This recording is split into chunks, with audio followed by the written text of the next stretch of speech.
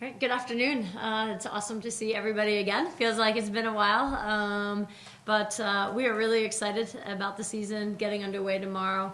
Have a terrific team coming in with Appalachian State. They're right off of their WBI championship, with a lot of great talent returning. But we are excited about these guys. It is fantastic to be the head coach of a team led by really talented juniors and seniors. And I was really proud of the way that they came into summer workouts and have continued into the fall. And I know that they are anxious to get back onto that Seagull court and show everyone how this year is about to unfold. And really, I just think we're excited about starting off tomorrow.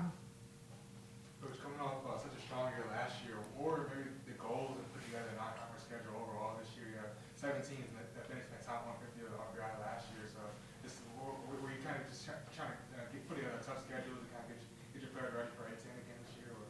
Absolutely. We definitely increased the strength of the RPI. We increased our challenges with the road games. You're looking at, we're going at Seton Hall, very talented athletic team, returning Big East Player of the Year. Then we're on the road at South Florida, another perennial top 25 team, and runs a great system. Maybe get a little beach time. I don't know.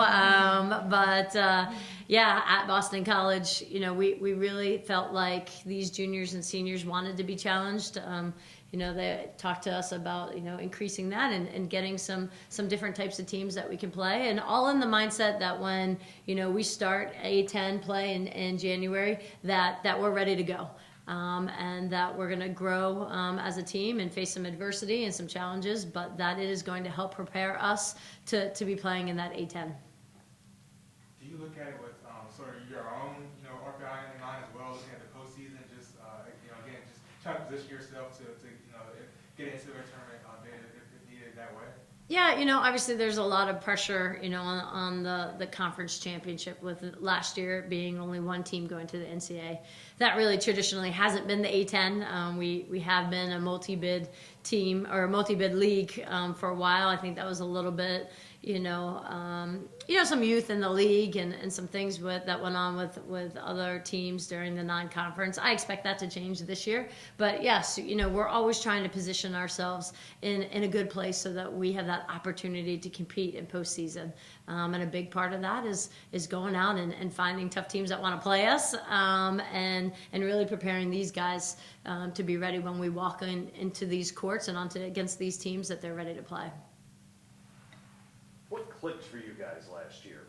And was there a moment where everybody was kind of like, oh, this is what she's getting? Or was it just more kind of organic and more gradual throughout the season?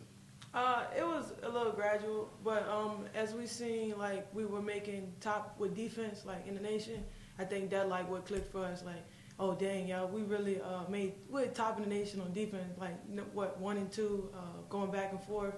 So I think that's what clicked with us throughout the season.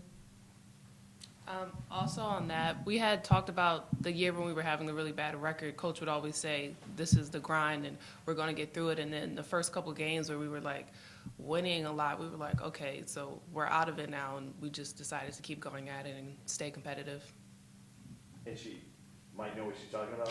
A little bit. Thanks. Sugar shot for you.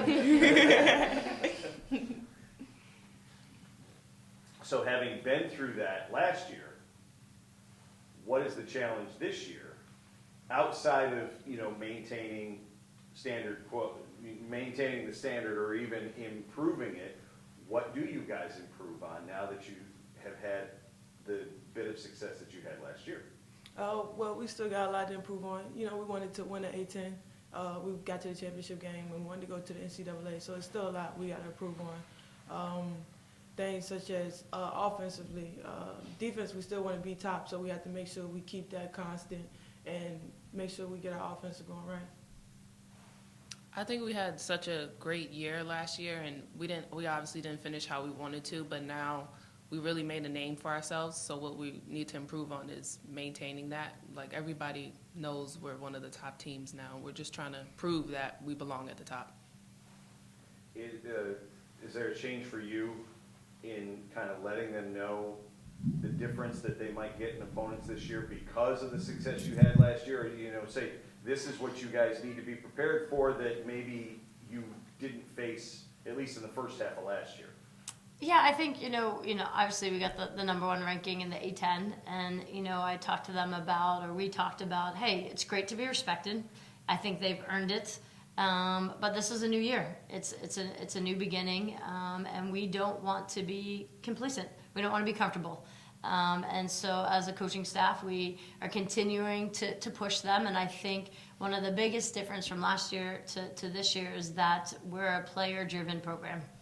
Right? These players are driving the pace and the accountability in practice. And that's one of the things that as you see teams become more veteran or they become older, that those players are willing to do that. They want to do it because they know what March is like. And so, I think like every season, you're going to have your ups and downs and you're going to have your roller coaster and face some adversity. But I think there's a strong belief that, hey, we can do this. We're going to keep with these challenges. We're going to keep getting better, and then we expect to be playing great basketball in March. Kind of off that, how are you guys really trying to take that player-driven message on, in practice? How are you maybe kind of try to take that initiative to say, hey, I want to, maybe lead this drill or talk to this younger player, or do what I need to do to kind of, now that you're upperclassmen, kind of take on that player-driven mindset? Yeah, we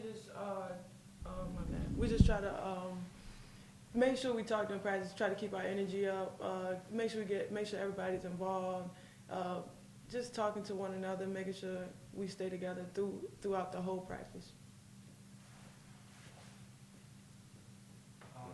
Touching back on schedule again, I know last year you guys also, it was a pretty tough schedule last year as well. Do you feel that maybe prepared you for A10, again, having such a strong A10? You feel like the kind of gauntlet you went through last year in non-conference was a good preparer for that? Yeah, I do.